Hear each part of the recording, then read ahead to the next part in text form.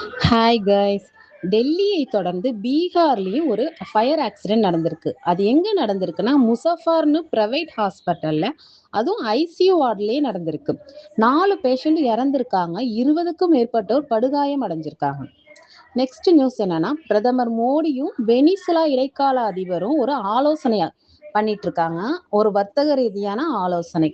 ஏன்னா நம்ம வெனிசுலாவுல இருந்து கச்சா எண்ணெயை இறக்குமதி பண்ணலாம் அப்படின்னு ஒரு ஆலோசனை நடந்துட்டு இருக்கு. நெக்ஸ்ட் ஸ்டூடெண்ட்டுக்கான நியூஸ்.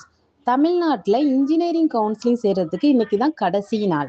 இது வரைக்கும் 3 லேக்ஸ் ஸ்டூடெண்ட் வந்து அப்ளை பண்ணியிருக்காங்க.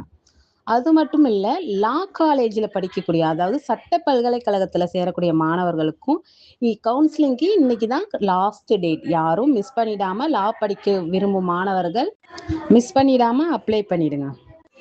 நம்ம கேரளா கவர்மெண்ட் வந்து ஒரு வெள்ளை அறிக்கையை வெளியிட்டிருக்காங்க.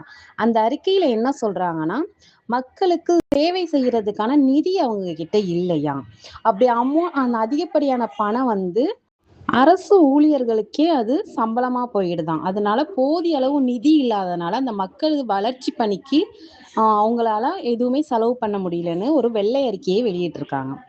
அடுத்த நியூஸ் என்ன பார்க்க போறோம்னா, நீதிமன்றங்கள் இருக்கு இல்லையா, அங்க வந்து ஏஐ வந்து பயன்படுத்தலாம் அப்படின்னு ஒரு டிசைட் பண்ணியிருக்காங்க. அதுக்காக அவங்க வந்து எல்லார்கிட்டையும் அந்த விதிமுறைகளுக்காக எல்லார்கிட்டையும் கருத்து கணிப்பு கேட்டிருக்காங்க. அந்த 20ஆம் தேதி வரைக்கும் நம்மளோட கருத்துக்களை அதில் தெரிவிக்கலாம் அப்படின்னு ஒரு நியூஸ் கொடுத்துருக்காங்க.